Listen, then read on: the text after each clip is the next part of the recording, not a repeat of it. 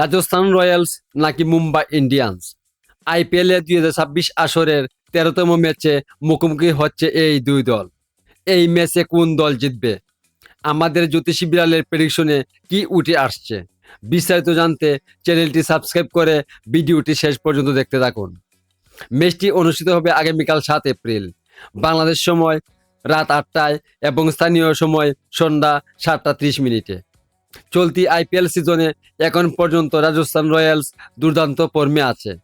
দুটি ম্যাচ খেলে দুটিতেই জয় পেয়ে তারা পয়েন্ট টেবিলের দ্বিতীয় স্থানে অবস্থান করছে।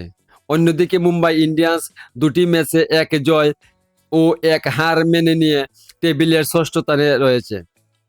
দু দলের মধ্যে অতীত পরিসংখ্যানও বেশ কঠিন। এখন পর্যন্ত তারা দুইটি আইপিএল এর 31 বার মুখোমুখি হয়েছে। এর মধ্যে রাজস্থান জিতেছে 14টি ম্যাচে, মুম্বাই জিতেছে 16টি ম্যাচে এবং একটি ম্যাচ ড্র হয়েছে। তাই অনেকেই এই ম্যাচকে সমান সমান লড়াই হিসেবে দেখছেন।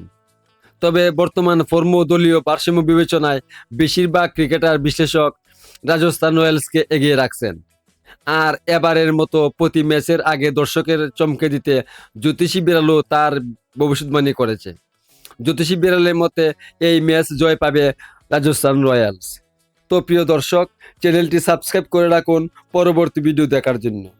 আপনার কি মতামত? আইপিএল 2026-এর এই 13তম ম্যাচে কোন দল জিতবে বলে আপনি মনে করেন? নিচে কমেন্ট করে জানিয়ে দিন। ধন্যবাদ সবাইকে।